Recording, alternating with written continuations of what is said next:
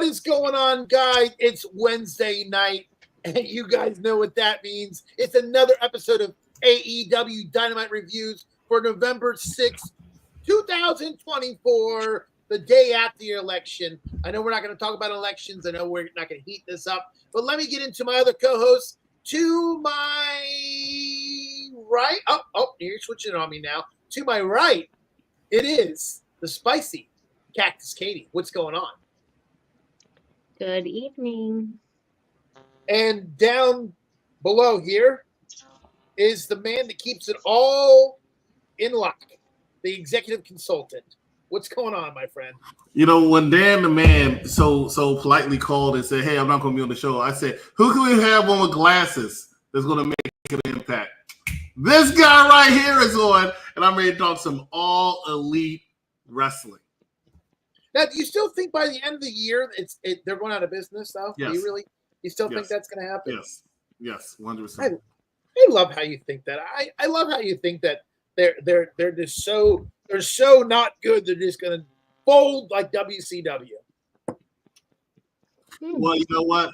We're going to talk about it with this episode. I don't think this episode actually did them any favors for making me believe that they're not going out of business, right? AEW. Let's talk about it. Let's get into it. This week's episode starts off. Tony Schiavone, the living legend himself, is in the ring, and he's going to interview the Hurt Syndicate. Syndicate. That's what we're going to call it. Hurt Syndicate. What is it? Syndicate. Syndicate. Okay. Hurt Syndicate. What does that even mean? Do you know? Syndicate is a group. Is that so? And they can't use the Hurt business, correct? You can't use the Hurt business, so they use the Hurt Syndicate. All right. Okay. They're trying to capitalize as much on the business as possible, but the Hurt Syndicate. And Tony Schiavone brings to the ring MVP. He's kind of like the ringleader. He's the one behind the whole mastermind. And he introduces Shelton Benjamin and Bobby Lashley. Last week, Bobby Lashley made a AEW bombshell introduction to the company, and it was him and Swerve in the middle of the ring, and it did not actually do well for Swerve. Do we remember this, guys? Oh, I remember this completely. You talking about the segment or what happened last week? No, that's what I'm saying. What happened? I'm just doing a little recap. Last week, Bobby Lashley made his debut in AEW. And it made what's going on, Timothy? It made exactly 1.4 million views on YouTube. One of AEW's highest segments of the year, definitely the highest segment they had in quite a few months. Because Bobby Lashley is a draw. Like, people were waiting to see him. They delivered. He showed up. He put people in hurt locks, or they had to call full Nelsons until they could figure out something else to call it. But it was a great time. I thought it felt a little flat. To be honest with you, right? I thought it felt a little flat to me. Why was it flat to you? The presentation of it I thought was stupid. Him coming out. Shelton Benjamin came out, 50-year-old Goldberg, right? Great shape. I said it last week. Great shape. Wish I could be in that shape when I'm 50. Hell, I wish I could be in that shape right now. Great shape. But at the same time, he went on 2 matches where he beat up 2 people with a combined weight of 230 pounds, right? And yeah, exactly. I was getting tired too, Katie. And of the 230 pounds that they beat, all of a sudden now he's acting like he's like the best thing in AEW. When he goes out there, he faces Swerve. He loses the match. MVP decides that he wants to call somebody backstage. The lights go out. The lights come back on. The lights go back off again. Here comes Bobby Lashley. I thought it was just production-wise, it wasn't that good. It didn't deliver like it could have and like it should have. All right. MVP says when he offers a business card, it's a golden ticket for the rest of your life. And he's been handing out these cards for the last month now. I don't feel like anybody's taken his card. Prince Nana's music hits. And out comes Swerve. We got some people holding back Swerve. Just a second. Can you repeat that line again? What line? Whose music hits? Whose house? Swerve's house. Swerve's house. Swerve's house. Nice. So Swerve's music hits. What did I say? You said Prince Nana's music hits. Well, I apologize. So, yeah, excuse me. Swerve's music hits. Prince Nana comes out with Swerve. They're holding Swerve back. And they're setting up the match at Full Gear. Bobby Lashley and Swerve Strickland. This is going to be a big one, guys. This is. I hope it doesn't fall flat because Swerve looks really good in AEW. Probably looks way better than he did in AEW than he did in NXT or even AEW, I think. Or even WWE. He definitely looks better than he did in SmackDown because he lasted about 3 weeks there. As far as NXT, he had a decent run in NXT, but he didn't have a main event run he's having right now. But understand that he's now in this segment. Let's get to the nitty gritty. This segment sets up a match between him and Bobby Lashley at Full Gear on the 23rd of this month in Newark, New Jersey, or Long Island, New Jersey, whatever one it is. But the bottom line is that's not going to go well for him, right? You're not going to have Bobby Lashley come in his first match, especially a first match on PLE or pay-per-view in this case, and he loses to Swerve Strickland. And that'll be Swerve's third loss in a row on pay-per-view for Swerve. So I'm not sure they're doing the proper booking for him, but hey, it is what it is. Let's address the elephant in the room, right? Everybody wants to be controversial this week, and I'm from Monday Night Raw, right? The Rated R show. We talked a little bit briefly about in the chat earlier. I've been saying all weeks, and nobody want to pay attention to me. Why is MVP racist? This man is only going after black people. He ignores all white people. Let's go ahead and talk about it. Tony Schiavone's in the ring, right? He says, let me introduce the Hurt Syndicate. Hurt Syndicate comes out. Oh, I don't need you, Tony, because you're white. Get out, right? If you're white, you ain't right. He tells him to get out, right? Everybody he gives the business card to is black. Private Party, Sasha Banks, Ricochet. I saw a DJ in the back he gave it to. Like, he's giving it to all black people. In the backstage area, because we can skip this part too, he goes out there to talk to Ricochet. Ricochet's talking to who? None other than the remarkable Renee Paquette. What did he do? Hey, Whitey, you're out of here. You're gone. He don't have time to talk to you if you are not of dark tan complexion. I don't know what's going on with the MVP. You need to cut it out, okay? You put a white person in there too. There's some talented white people in there. MJF, might want to get holler at him, right? Might want to holler at him. He's a little busy. Who? MJF? Filming a movie? MJF, he's been in movies. Yeah, he's filming a movie because he's filmed, I guess he filmed a 4-week segment where he's just backstage watching the TV and acting like he's reacting to it. It was so obvious, right? No, he's in Happy Gilmore. He what? Oh, he's in Happy Gilmore. Yeah, but he's every time Adam Happy Cole's Gilmore wrestling, too. when Adam Cole's wrestling or Adam Cole's backstage, he appears on it like he's watching it live. When you can tell he's not watching it live. One, because today when he was watching the match, it was light outside. Hey, I got news for you, buddy. I don't care what part of the country you're in right now. It ain't light. You know why? Because at 5 o'clock, I feel like I'm ready to go to bed. Huh? He was inside, though. What do you mean? You can see the window. In the window. They were all blacked out. What is everybody being racist today for? To the windows, No, I'm just saying walls. the windows. Look, they were just blacked a second. out. They were not blacked out. You can see the sunlight came in. It was natural light. Do you not have natural light in your room? It looked like a dark. It looked like a dark. I didn't see no light. Yeah, Maybe I missed it. It looked like a dark he has LED lights in his room. Like, you don't believe in natural light. You believe the Earth is flat. He's more like a vampire. Oh my goodness. So you think that Swerve is taking the L to the Bobby Lashley? Oh, 100%. You don't? What if they swerve us? I see what you did there. Ah. I see what you did there. You know what? Hold on. Let me just a second. Let me ask you a question real quick. You're learning. So God, what's his name? Hammerstone. Hammerstone? Hammerstone from MLW, who just made his. Remember the night we went to NXT? Yeah. Alex Hammerstone. Alex Hammerstone. Okay, one of the biggest free agents out there. They bring this guy in and they make him lose his very first match. Now, Shock to me, or not shocked? Do you think that was a good way to bring in?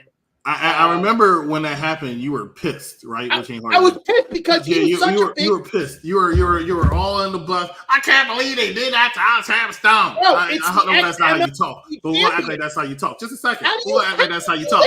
I don't know why they did that to Alex Hammerstone. I can't understand this. They could have. I'd rather watch paint dry or a hammer smash my balls. Yeah, that's you, right? And I'm like, Vinny, it was a tryout, right? No, we're not talking about Alex Hammerstone. We're talking about the almighty, multiple-time heavyweight champion of the world. See? That's what I'm talking about. Right? What? Katie heard Alex Hammerstone and she yawned. That's what I do too. Or that's also what I do at 5 o'clock. Dude, you know, It's 5 o'clock p.m. It's dark as hell now, and I'm tired as F, right? But I'm up here and I reviewed it with these two lovely people to do AEW Dynamite. But Bobby Lashley's not Alex Hammerstone. You're not going to have him lose his first match. He's going to take the W over Swerve Strickland by far. I agree with you.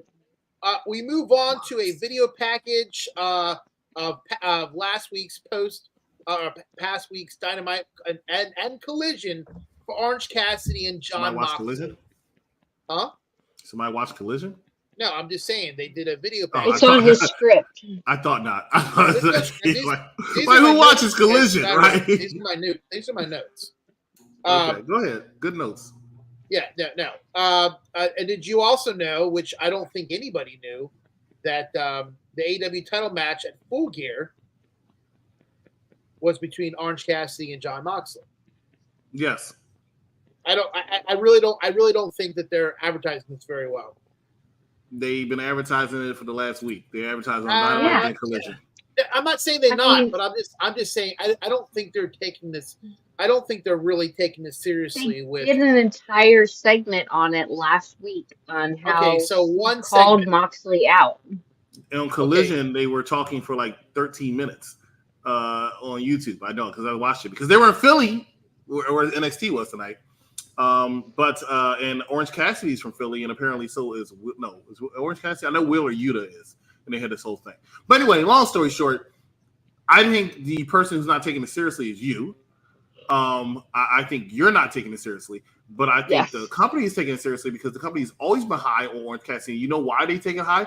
I'm not sure if this is real or this was a glitch. I hope it was a glitch. But when they show the little statistics of people when they come out, Orange Cassidy has won 42 matches and only lost like 4 or 5. Mm-hmm. That's amazing. 1, that he's only lost 4 or 5. 2, that he's won 42. 3, that he's wrestled more matches than most other people will wrestle combined in that company. Oh yeah. I don't think they're counting group matches. They might be counting group matches. Yeah. Maybe not. But I know. How you think that Orange Cassidy out saying I'm not taking this serious because you're not. You can't possibly be taking it seriously. I am. I mean, just a second. You just said you don't think the company is taking it seriously because they only gave 1 segment to it. I just named 3, right? So that means you're not taking it seriously. You named 3. How'd you name? You Dynamite last week. Dynamite last week. They actually gave like 2 or 3 segments to it. Collision, they gave a segment to it, and then they gave some segments onto it today. I still don't think you're taking it serious. I still don't think you are. I mean, I'm talking about it, so there's no way I'm not. Because you have to, because it's the show. But just a second, you're not taking it seriously. I wouldn't have it in my. You know. Why would they not think the world title would take this seriously? Just a second. On that case, I would have to agree. I would have to go against you, Katie, because when's the last time you seen the world title? Because I'm telling you right now, if you think it's in the briefcase, that title ain't no damn briefcase. There's no championship belt. There's no championship belt in that briefcase. The way she carries that thing is 20 pounds, right?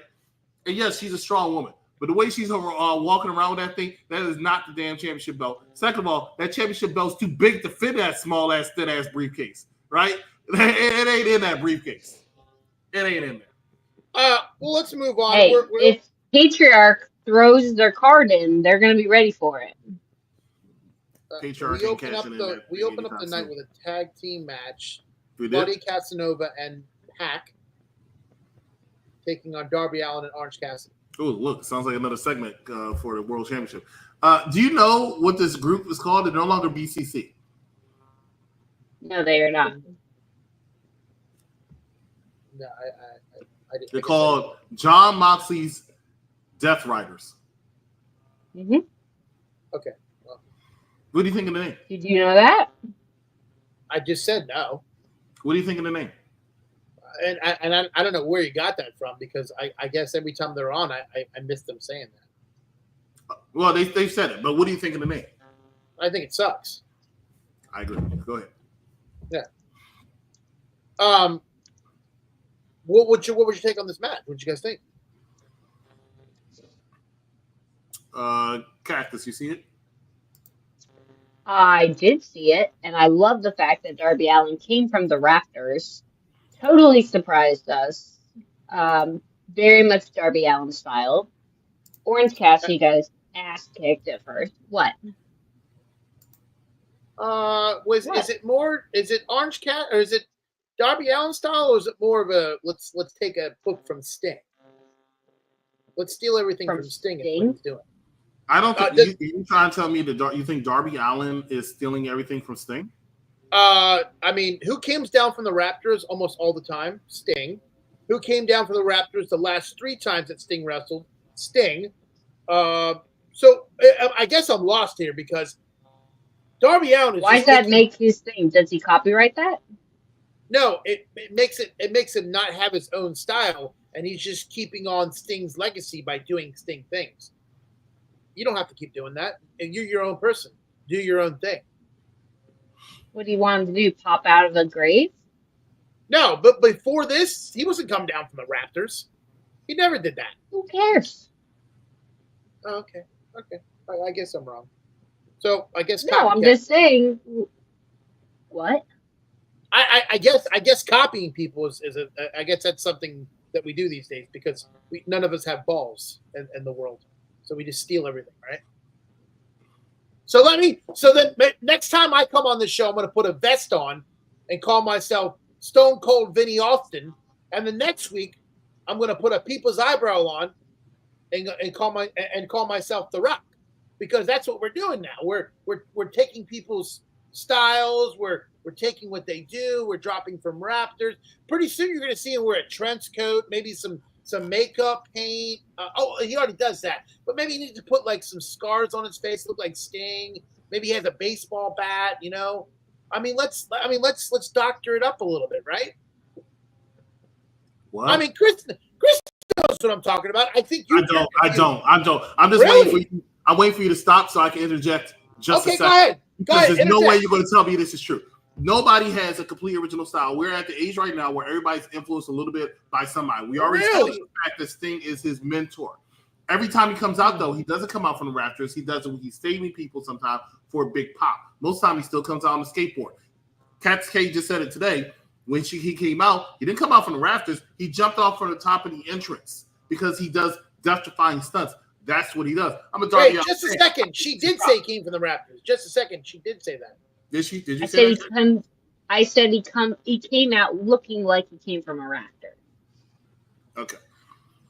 So I can see where Venomous Vincent thought that. But of course, it sounded like you said she saw that episode, he would know that wasn't true. But anyway, the bottom line is that aside, I guess we can't. I guess we don't talk the right way anymore. I guess we say what we want to say. I guess we review episodes we don't watch. No, look, I'm saying, right? Venomous Vincent. All right.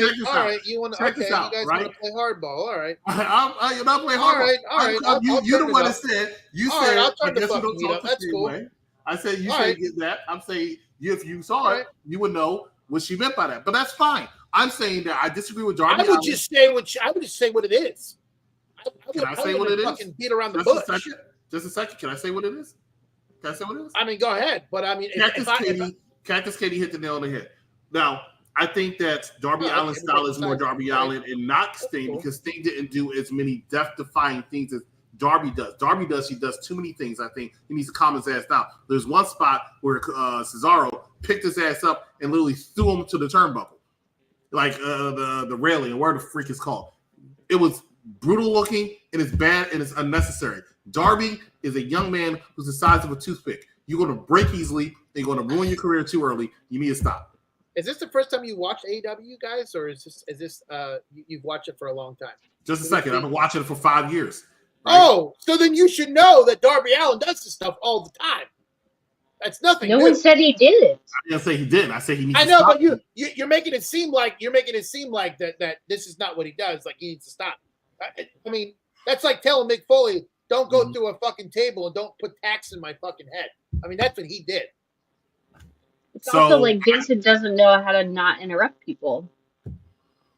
I didn't say that he does this and he needs to stop doing it as much. That's what I said.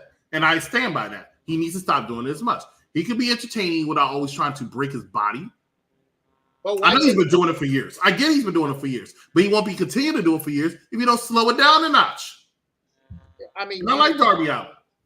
You don't tell people from ECW to slow it down. I mean, those guys. I can't because they don't exist anymore. Why don't they exist anymore, Vinny? Why don't they exist? Mhm. Because the company wasn't ran right. That's why. Okay. I think at a certain point, I think Paul Heyman could have done some things differently to actually. But I do feel like they also didn't have the right money and the right backers either. That's debatable. I mean, it is what it is. All right, so moving on, we go to and I don't even know where they come up with these freaking names for these matches. Fight without honor. I don't even know what the hell that means. But so Fight with Honor. So Ring of Honor is basic on. You have to listen to the name Ring of Honor, right? That's why a lot of times they have the honor handshake. Yeah, they have the honor handshake at the beginning of the match sometimes because it's about honor. When you're fighting without rules, so to speak, like this match was, it's like you're fighting with dishonor. So it's a play on words. I'm glad you put that all together for me because I really didn't understand that. And I know you're laughing. I know you're laughing, Katie, like you knew about this too, like you fucking know. They did mention it if you actually watched the real show and not just read the script. The bottom line is that's what the thing is about. How was the match though? Well, my thing is this is this is on AEW. This is not a Ring of Honor match, so that's Correct. why I'm saying this. So my thing is why are you confusing AEW with Ring of Honor? And I know they're owned by the same company, but Correct. why are you putting these in? You're intertwining these when they don't have to be because Mark Briscoe is on. He's the Ring of Honor title holder. Okay, that's fine. But how many? Here's my question to both of you: how many times do we see Mark Briscoe on AEW? Almost every single week, correct? I agree. Okay. I mean, again, so if he's on Ring of Honor and he's on AEW, why intertwine these? Okay, because he has the fucking titles. You know. Well, he doesn't have the title anymore. Chris Jericho's the champion. He won it last week. Or 2 weeks ago. The reason why they're doing this is because they're trying to secure a television deal, which is why I like Mad Dog Kelly backstage. I know he doesn't like me, but I like him backstage because he could confirm this. Right? They're trying to get a television deal, right? And they got it. They don't have it. They're trying to get a television deal for Ring of Honor to put them on television. So in order to do that, they have to have more exposure for Ring of Honor. Oh, okay, look at that, man.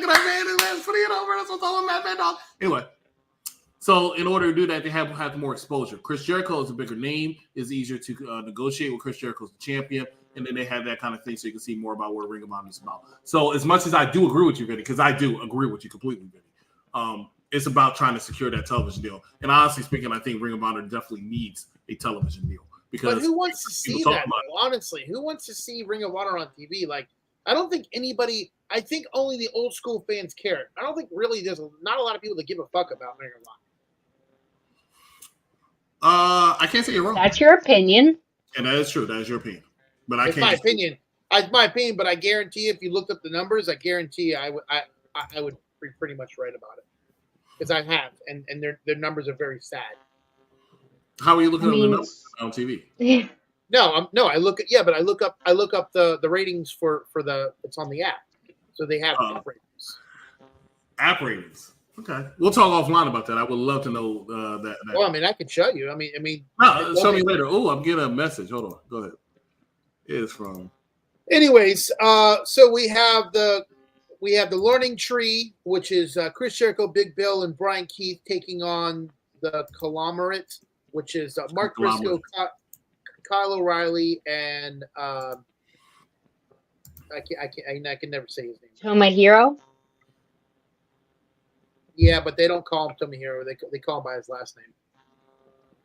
Ishii? Ishii. Ishii is good. Just call him Ishii. Ishii. Whatever. Which is not a name you should call anybody nowadays, gentlemen. I really think this match was just complete chaos. Like, I know that's what they were going for, but I really at some point you have to really like roll it in and going, what is the point of this for, like, I don't know, 10 minutes of them beating the shit out of. I mean, like, even like Chris Jericho, like the guy didn't even fucking take his vest off for the first 5 minutes of the match. Like he couldn't even get a fucking breath in. You got Big Bill on the side of the apron, like like he's gonna fly the fuck off and get on the top rope. Everybody's going through tables. I mean, and then towards the end, Big Bill gets on this case, and throws Briscoe through the tables. Yeah. Sometimes you have to like reel it in and say like, where does AEW, like, why do they always make matches where like the referees are like blind or they're not looking, or it's just, I feel like it's just complete chaos sometimes. Well, it is AEW, and they wanted this match to be a Ring of Honor version of a street fight, is what they said. So call it a street fight. That's what they call it. It's in wrestling, they call it a street fight. Well, I just said that's what they called it, a Ring of Honor version of a street fight. That was the goal. Chris, and it was a very, very long match. Way long, it was too long. I mean, anytime Jericho's on my screen, I think it's too long. But I like Briscoe, and I think he's hilarious. I think that the moves that they did just were stupid. I feel like they just wanted to hurt each other, but it was a street fight. So I don't know. I'm glad that Jericho lost. Let's just put it that way. I say this every week. I don't think Jericho can go anymore. Like you can see it in him that he's slow. Like he just when you watch him in the ring and you see him counter some of these moves, it's kind of like watching somebody that just started learning how to wrestle. Chris Jericho back in like WWE WCW days was fantastic. I just feel like Chris Jericho can't hang the boots up, and he keeps reinventing himself, which no other wrestler really does. Like I can give him that. He's great about that. But for him not to hang the boots up, I feel like Jericho would be a great, add-on to the commentary team. I think he would be like a Jerry the King Lawler. Huh? They need the help. Their commentary team is awful. No, Nigel McGuinness is the only good one. I mean, you don't think Excalibur is that good at all? I never like Excalibur. Tony Schiavone and Nigel McGuinness is really all they need. If they need a second one because they have two different shows. I mean, yeah, because I don't count Rampage. Maybe do Excalibur and somebody else. I'm not a fan. I'm not a fan of Johnny Magic at all. Okay. I can't stand him. I think he takes down the product. So we all agree that this match was too long. Chris, you didn't really say much about this match. I'm sorry. Cap always makes you laugh. I was telling I was telling bad guy Jack earlier that occasionally I don't watch the challenge, right? So watch these lovely ladies for the challenge at 9:30 immediately after the challenge. You unpopular entertainment, and I don't watch it, but I tune in sometimes, and I just see Cap and Katie. I watch it on mute because I really don't know what the hell they're talking about. But I'm going to support my team. Thank you. I appreciate that. Oh, always. I see Mike talking, right? I turn on the show. I see Mike talking. Shout out to Mike. But that's what he's doing. He's talking. But he says, I want these ladies to talk. And he'll talk until Shay sees something, she's upset. And I'm still watching a mute. But I know everything that's going on because I know Cap's face so much. And Cap's case, she's happy to be there to select the show. This match was interesting. I agree with you to a point when it comes to Jericho. I think it is time for retire, which is terrible because I think he's hurt his legacy because I think he's one of the greatest of all time. I think I said this last week on the show. But his ego is in a way. And he also feels, and it's true, and that's also true, Cap. He feels like he does better or more for the business by being around. He wants to teach these young bucks, these young talents, how to work. The Briscoes and the Hishis, who are around my age, but he wants to teach them how to work. At the end of this match, and I dare anybody to go back and watch it, at the end of this match, after Hishi pins him, he holds on to him and starts talking to him and giving him advice on what to do. Right? This dude's older than Jericho. To Jericho. Mm-hmm. Jericho, held him. And Jericho had a hard time getting up after that. That's true, because he doesn't know he needs to stop. I'm not saying he can't wrestle again. I'm saying he probably should cut it down. Take a load. He wrestles like almost every week, and he doesn't need to. Mm-hmm. So my question to you would be, why does Tony Khan think that Chris Jericho needs to have the Ring of Honor championship Does he not believe that anybody else in that company, in that organization that he has, is worthy enough to hold that belt? Why have? Huh? Let's be real. Let's be frank. I was gonna say, where's the Frank? Yeah, let's be frank. If I'm a TV executive, actually no, Venomous Vincent, and I want you to really take yourself out of you, okay? You're a television executive. You're interested in buying a product to get ratings for your channel. You know the power of wrestling, but you don't watch wrestling like that every week, right? So you, Tony Khan, I'm coming to you and say, hey, I got this product I want to sell you. Well, who's your champion? Briscoe. What are you going to say? Who? Exactly. Who? Who is Briscoe? But if I come and say my Ring of Honor World Champion is Chris Jericho, oh, I know Chris Jericho. Tell me more. If I was the executive and you told me Chris Jericho was your champion, and I saw a match, I would say, how old is Chris Jericho? He's not going to take himself. I would. You're not taking yourself out of it. No. Jericho was the champion. Why do you think Jericho was the first AEW World Champion? Okay, listen, but you're not understanding this, and I was explaining this to Katie earlier. Okay. Okay. So the way that like podcasting and getting yourself known out there, it's not like it used to be where if you're a good talker and you knew what you were saying would get you that. It's about your followers, your viewers, how many people watch you. So with that being said, if I had a champion like Chris Jericho that did not know how to hold the title the right way and was not wrestling in the condition that he was 4 or 5 years ago, why would I want him to be my champion, knowing the guy can't get up from a match, he's very slow, and he still can't do the moves that he used to? You don't see Chris Jericho doing a flip off the top rope anymore. Do you know? You don't. Do you know what's happening on November 15th, the 15th of this month? Yeah. It's fair if you don't know. I'm sure Katie doesn't know either. So it's fair you don't know. And the audience probably not sure where I'm getting at also. Go on. Wait. Just a second. I'm going to tell you who I would put in the championship besides Chris Jericho. Okay, and I'm going to tell you what's going on November 15th. Go ahead. Claudia Casanova. Okay. I think he would be a great champion. Okay, I agree he'll be a great champion. He was the Ring of Honor World Champion, but I'm not sure he's going to sell the network rights. He might not. It's going to be It's Jake the Paul history. versus Mike Tyson. Oh, that's right, on YouTube. That's right. Oh. Jake Paul versus Are you Mike talking Tyson. about the fight? The fight night? Do you know how many people are going to tune into that? A lot? Right? Millions and millions to watch this old bastard. Yeah, because it's Mike Tyson. I rest my case. Okay, I agree. But here's the thing, though. They're going to tune in just for Mike Tyson. You don't. Here's the thing. The execs are going to talk to Tony Khan because it's Chris Jericho. I get you. I understand. I totally understand what you're saying. I'm talking about AEW. What are you talking about? I totally understand what you're saying, but I'm going to tell you this right now. I still don't think for him to sell the deal because Jericho's the champion, that's one thing. But to get the deal, I would get rid of Chris Jericho after the fact that I have the TV television deal. I would. Okay. I mean, that's your opinion, but I'm telling you that's why Chris Jericho is the first ever AEW World Champion, and that's why he's the Ring of Honor World Champion right now. Because they're trying to sell their television rights, and they need somebody credible. And unfortunately, Briscoe ain't it. Briscoe will hold the title after they get it, but right now, he's not it. So we what the hell's going on? We hear you. There's no issue.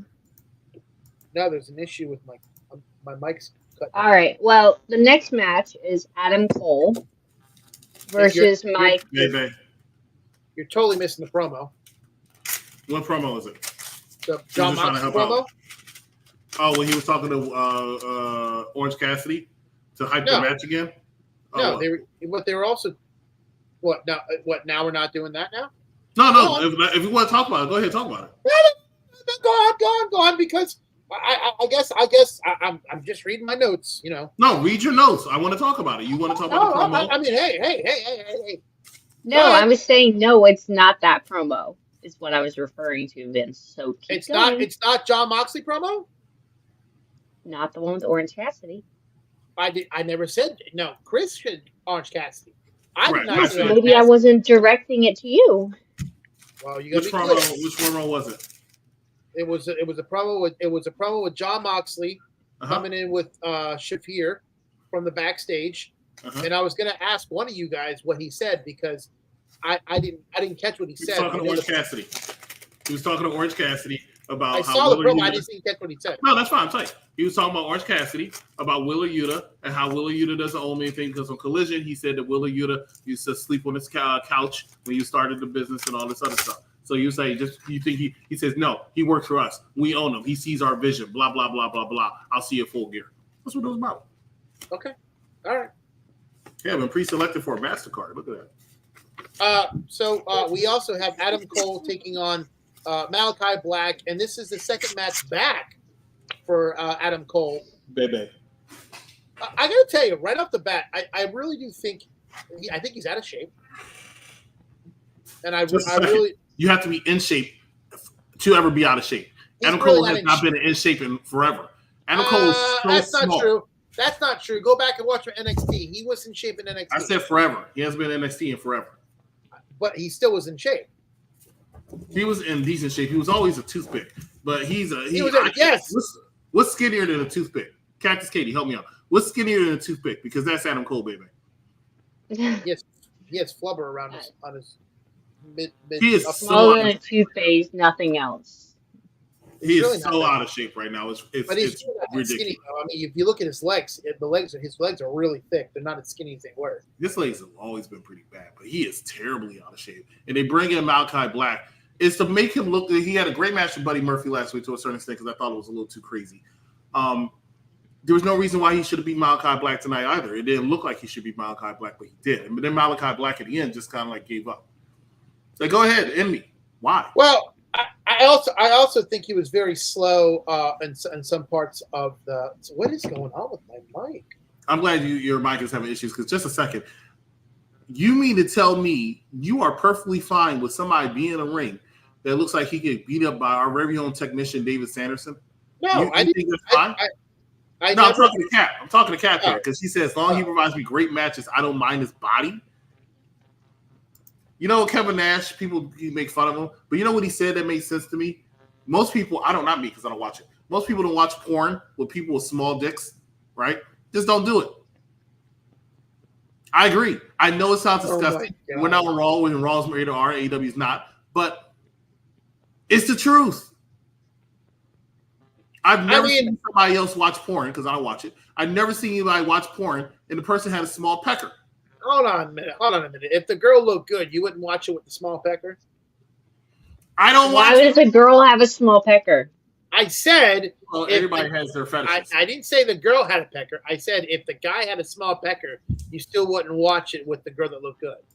Well, I don't watch porn, so I don't know anything about it. I can imagine that nobody's going to watch it. It's not going to make sense. It's not going to turn anybody on. So, David Sanderson, could you agree or disagree that there's the executive consultant watch porn? Shay, at least she's honest. No, I mean, hey, I statistic wise, like over 90% of Earthlings, I'll say, watch porn. Earthlings. Yeah, Earthlings. I was going to say Americans, but really, have you ever seen them Japanese and them Asian? Oh my God, there's some sick people over there. All right. We are 40 minutes in. Time out. Let's hit a commercial because I am going to leave after this commercial. So best of luck. Let's start a commercial up. David's crashing out the chat. Cactus Katie's crashing out on us, ladies and gentlemen. We're coming back. Say goodbye to Cactus Katie. We'll come back. Vincent and I got some more AEW to talk about, along with Mad Dog news. Kelly coming up later. I don't know what to say. Anyway, ladies and gentlemen, stay with us. You're watching Unpopular Review. We'll be right back. We have a little inside joke here. If you're here just a second, take a shot, take a drink, or whatever you got. I don't think I'll be able to do the show, but